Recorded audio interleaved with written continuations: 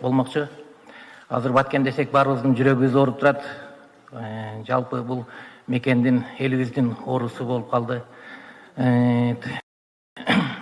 Мен суроом, эмне үчүн ушул чек ара маселесин ушул кезге чейин чечпей отурасыз? Мына май айында биздин 36 мекендешибиз каза болуп калды. Дагы канчасы каза болуш керек? Анан мына 2014 жылдан бери ушундай жаз жай келиш менен эле чыр чатактар, жаңжалдар башталат. Анан элибиз дагы күтүп атат, эмдиги жылы дагы башталып кетпейби экен ушундай депчи. Сиз биздин ушу мамлекеттин президенти катары эмдиги жылы андай окуя кайталанбайт деп кепил бере аласызбы? Атыңыз ким дедиңиз? Мамажан. Мамажан? Мамажан мырза, жакшы суроо бердиңиз. Мен чек араны бүгүн отуруп алып кол коюшуп чечкенге даярмын. Бирок ал бизден зависит этпейт. Чек ара маселеси бул оюнчук маселе эмес экен. Ооба биздин 36 жаран өлдү былтыр апрель айында.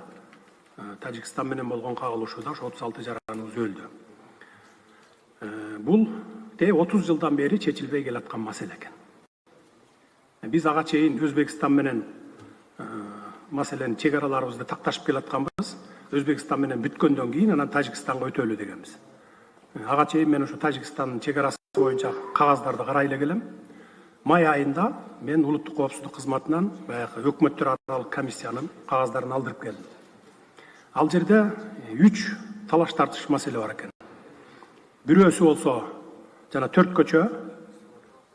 көчө менен ошол жана жак өрүк менен көк таш. Ушул жерде 275 метр. Анан кийин Борукка кеткен жол. И үчүнчүсү Баткен менен ал эми 4 көчө боюнча менде азыр кагаздар бар болуш керек бу жерде. 4 көчө боюнча 2009 жылы 3 мартта Адахан Мадумаров Совет Безопасности болуп турган мезгилде кол коюп берип салган протокол бар экен мынакей мондай. Ушул жерди алар биздики деп атат. Мен айтып атам, жок, силердики эмес. Бул жер 100 жылдан бери биз өтүп жүргөн жер Лейлеке. Десем, алар муну бетибизге такап атат. Мына Мадумаров секретарь Совет Безопасностьна кол коюп берген деп атат. Ал мындай кол коюптур. Ошол 275 метр жер Тажикстандык экенин тааныйм дептир, ооба силердики деп бериптир дагы. Бирок кайра 49 жылга бизге арендага берип тургула дептир, деп кол коюптур мына. Ошо менен ушул протокол менен 49 жылга арендага алгансыңар силер деп атат.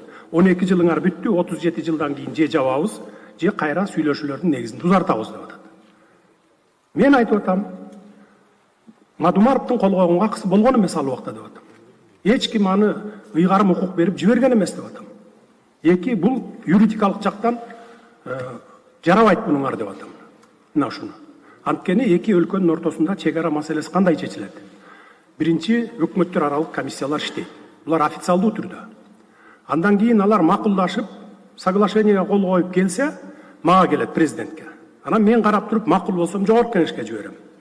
Жогорку кеңеш макул болсо ратификациядан өткөрөт. Кайра мага келет дагы, анан мен кол койгондон кийин бүттү эки мамлекеттин ортосунда чек ара бекемделди, чечилди десек болот. Башка бир дагы тармактын акысы жок барып кол койгонго. Мен ошого таянып атам. Анын эч ким укук берген эмес. Бул протокол жараксыз деп атам. Бул жерде спор жок. Башка жерди чечели деп атам. Мына ушинтип талашып келатабыз. Эгер чеч, сенде күнөө кетип атат, бүгүн эле азыр эле чеч десеңер, анда чечип кое берем. Чечип кое беребиз анда. Бирок биз буга жол бербейбиз. 275 метр жер эмес, 5 метр жер биз бергенге акыбыз жок. Бул менин менчик жерим же сиздин менчик жериңиз эмес, бул элдин жери, мамлекеттин жери. 100 жылдан бери ошол жерге каттап жүргөн жер. Эгерде чечип ушул менен чечиле турган болсо, анда 37 жылда эле көз ачып жумганча эле өтүп кетет. 37 жылдан кийин ал Лейлек толук анклав болуп калат. Ушуга макул болуп чечебизби? Жок, бул юридикалык документ эмес деп биз ушундай талаш тартышыбыз бар. Андан сырткары ошол эми ачык эле айтып коеюн, эми кеп болуп кетти. Лейлек менен Баткенде 210 000 гектар жер талаш жер деп атат. 1924 жылы бул жерлер силерге өтүп кеткен деп атат. Ушуну менен биз ушу жерди бересиңер деп атат. Мен айтып атам, жок, силерге бул жер өтүп кеткен болсо, бизге өтүп кеткен болсо 24 жылы. Анда 24 жылы биздике Мургап өтүп кеткен деп атам силерге. Ал жер 3 миллион гектар жер. Анда аны бергиле, анда биз силерге бул жерди берейин. Бул жердеги элди мен ошол жака көчүрүп кетейин деп атам. Жок дейт, андай эмес дейт. Жок, бул жер биздики. Мына ушул эле маселе. Болбосо биз бүгүн чечкенге даярбыз. Бирок сразу айтып коеюн, өкмөттөр аралык комиссия иштеп атат. Мына бүгүн эртең Душанбеге барышат комиссия дагы. Өткөндө 8 километрден ашык жерди дагы өлчөп келишти. Кудай буйрса, мен ойлойм, тынчтык жолу менен, сүйлөшүүлөр жолу менен биздин эле тарапка же Тажикстандын эле тарабына оодарбастан эки жактын тең кызыкчылыгын бирдей карап туруп анан чечебиз.